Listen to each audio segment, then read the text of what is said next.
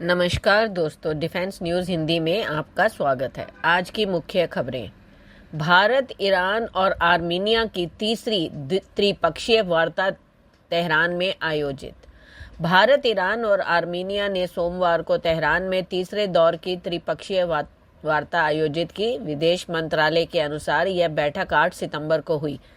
बैठक की सह अध्यक्षता भारत की ओर से संयुक्त सचिव आनंद प्रकाश, ईरान के विदेश मंत्रालय के दक्षिण एशिया मामलों के महानिदेशक मोहम्मद रिजा बहारमी और आर्मीनिया के विदेश मंत्रालय के एशिया प्रशांत विभाग के प्रमुख अनाहित करापेट्यान ने की। तीनों पक्षों ने त्रिपक्षीय वार्ताओं में नियमित और वार्षिक आयोजन पर संतोष व्यक्त किया और 2023 में येरेवन तथा 2024 में नई दिल्ली में हुई 2 बैठकों के लिए लिए गए निर्णयों की प्रगति की समीक्षा की। विदेश मंत्रालय के अनुसार तीनों देशों ने पारस्परिक हितों की सुरक्षा और क्षेत्र में समृद्धि व कल्याण को बढ़ावा देने के लिए तय लक्ष्यों को पूरा करने पर जोर दिया। साथ ही सहयोग की ओर गहरा करने और विस्तार देने की प्रतिबद्धता जताई। विशेषकर कनेक्टिविटी परियोजनाओं में इसमें अंतर्राष्ट्रीय उत्तर दक्षिण परिवहन गलियारा यानी INSTC और आर्मीनिया की क्रॉस रोड्स ऑफ पीस परियोजना प्रमुख रही। इसके अलावा आर्थिक, व्यापारिक और अन्य आपसी हितों वाले क्षेत्रों में संबंधों को आगे बढ़ाने की पहलों की समीक्षा की गई। यह भी तय किया गया कि अगला दौर की त्रिपक्षीय वार्ता 2026 में आर्मीनिया में होगी।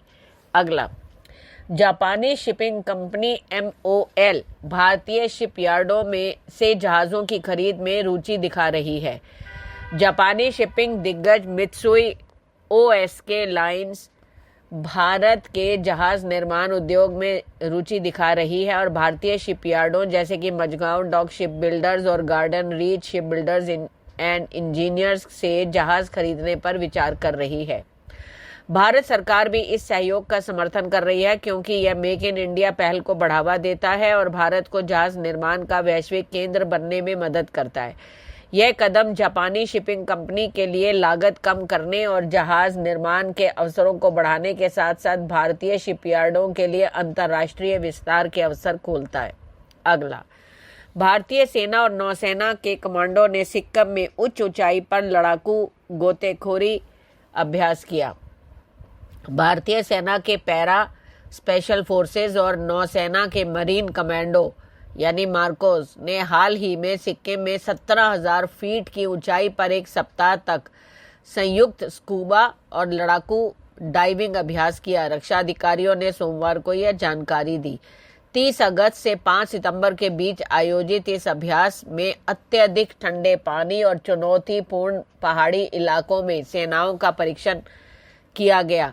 प्रतिभागियों ने 17 मीटर तक की गहराई पर open circuit air dive, close circuit pure oxygen dive और कॉम्बैट नाइट डाइविंग की। अगला, भारत ने मध्य एशिया से जुड़ने की नीति को आगे बढ़ाया। हाल ही के दिनों में देशों के बीच कूटनीतिक संबंधों में उल्लेखनीय बदलाव देखने को मिला है। एक और वाशिंगटन के संशोधित व्यापार शुल्क ने देशों के बीच पुनर्स्थापन की शुरुआत की है। दूसरी ओर बेल्ट एंड रोड इनिशिएटिव यानी BRI के वित्त पोषण में बीजिंग की बढ़ती सतर्कता सीमावर्ती क्षेत्रों में ऋण स्थिरता और सुरक्षा को लेकर उसकी चिंताओं को दर्शाती है।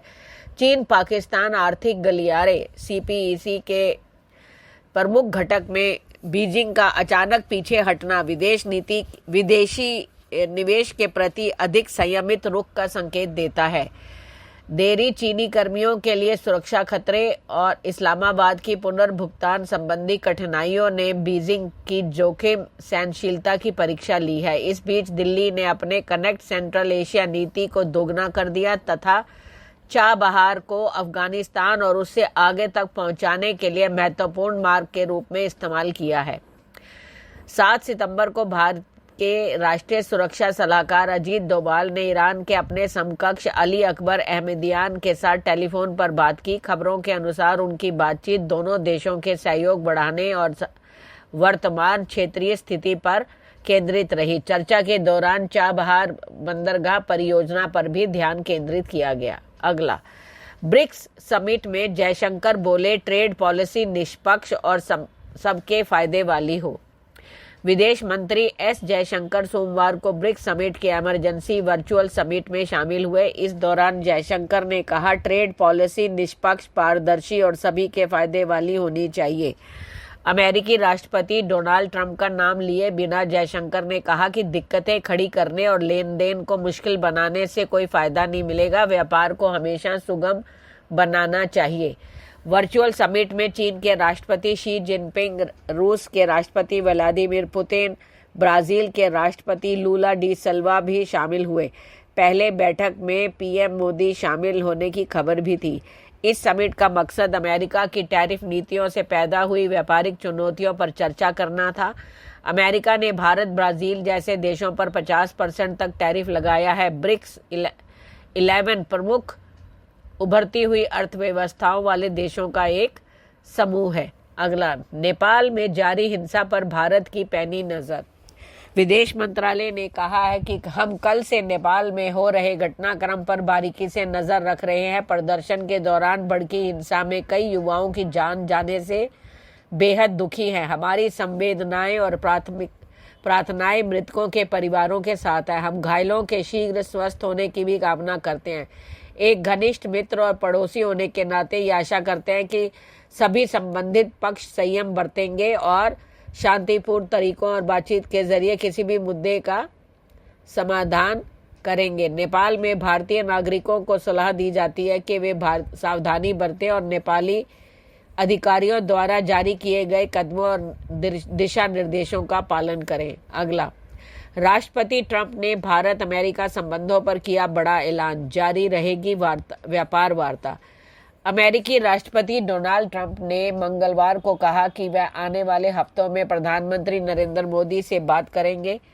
उन्होंने इस बात की भी पुष्टि की कि उनका प्रशासन दोनों देशों के बीच बाधाओं को दूर करने के लिए भारत के साथ बातचीत जारी रखेगा।